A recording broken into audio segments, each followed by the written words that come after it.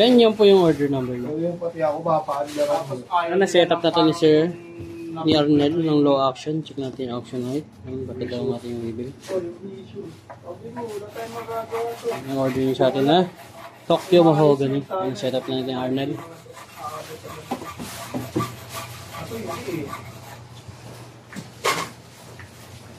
Parang gusto mo mag-please pa ako na yun. Please, bigay mo na yung papel. Parang gusto nyo, ganun tayo mangyari. Ang bagi pa sa akin. Alam ko nabayaran niya yung utang niya sa Ponto bago mag-ani din, ha? Ata.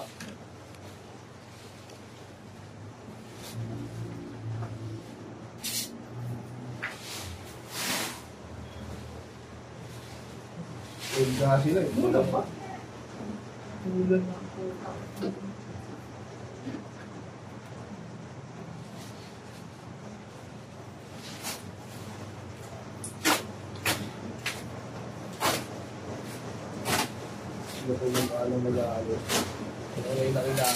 Ayan, check natin yung tuner. Ano pa yung galing? Philippine.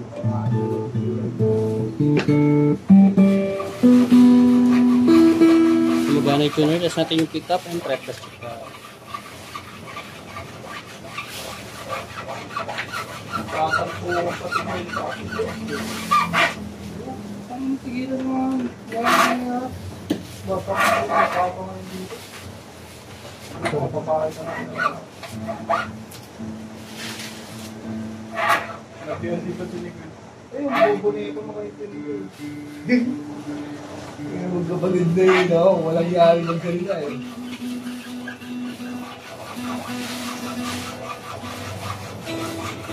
Ano kasi ulit talaga si Chris eh. Hindi niya maintindihan.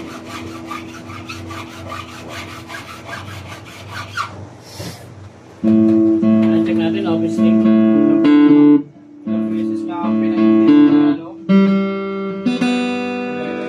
Timer.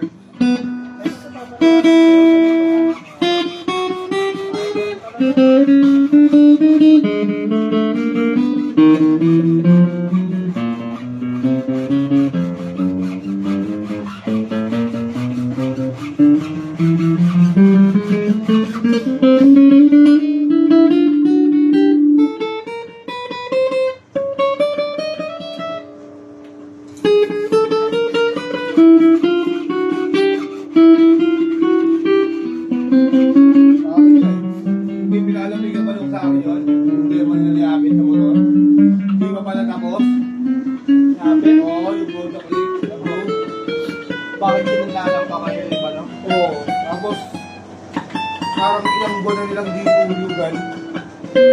Pakita nyo yung motor mo, pwedeng atakin. Oo, atakin na yun.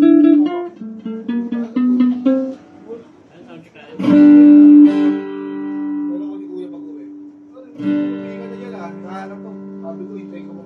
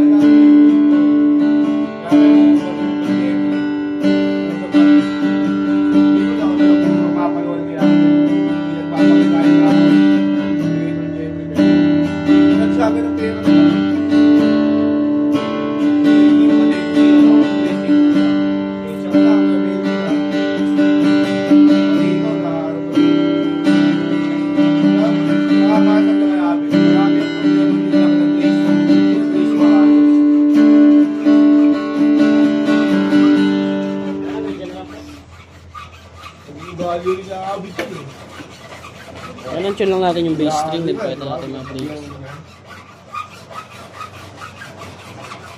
Ugali yung nakabit yung tayo, itong tao.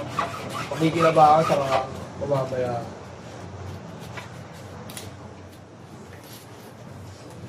Babasahin lang mo ano yung ano eh. Sabi, trabahan mga gawin, lang pala. Paano ko rin yan? Kung lang.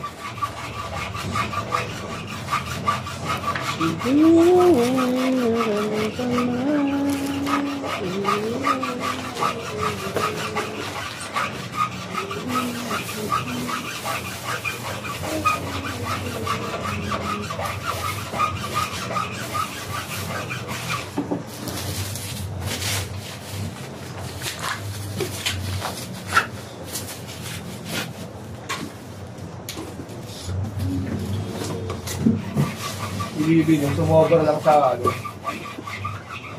Mait si Jeff. Alam mo lang, nakakatiwala ka dyan. Nakakatiwala ka. Hindi, dyan kasi alam mo nakakit dyan. Tangina may mga utang na palawa niyo, Jeffrey. Hindi na masingil agad-agad eh.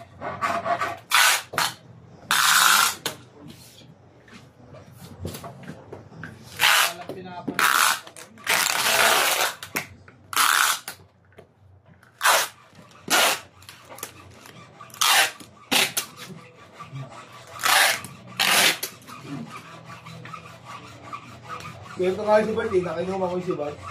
Nung ganyan ako, si Bart at gawa. Lagi ng pinipili ni si Bart. Gusto ko minum ni Aaron. Si Bart, yung pupunta ron. Napapasa natin siya sa magbabalot. Ayaw ni Hagin siya, ano? Si Jampol. Nakainuman ngayon ng Jampol si Bart, yan sa kubo. Hindi nagituwet si Bart kasi gandad lang. Nakakantang mukha mo siya si Bart eh. Dati, kaya kami, naging na kami nyo ngayon. Hindi mo alam yung ano, nagkaroon lang ng kuha ko gano'n. Sabi ko kayo ba, ito nakita mo? Ano na? Ano kailangan? Kaya may pamilya ng tao.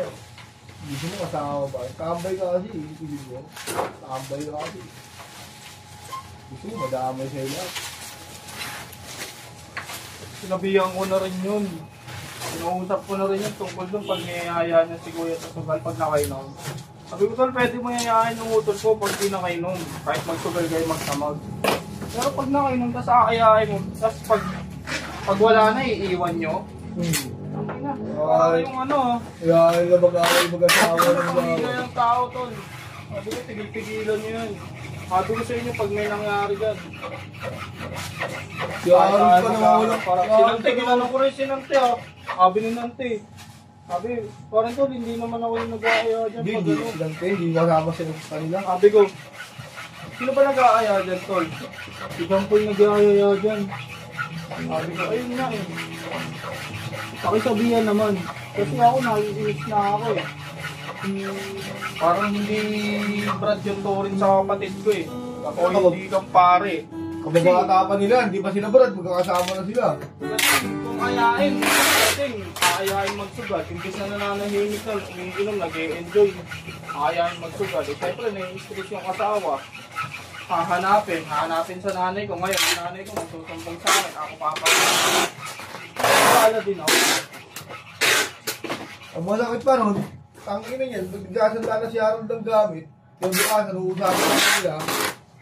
Kasi bumalik ka pa kasi, umuwi na tayo eh. Gagano'n. Nakakagalit na galit din yun eh. Tapos pag nanalo, halos hindi ka makali sa tabi. Gusto mo, patabi mo ba ito ng tulog?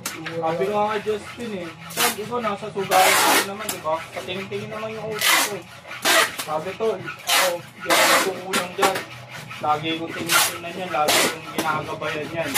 So, kung bakit nalululong yan? Yung isang Brad natin, inaaya kung saan lulubog yung tao. Siyempre, yung kapatid mo, alam mo naman yung kapatid mo, pag natalo, hindi papayag na walang tao. Mabilis pa naman babuyo yung si Harold, no?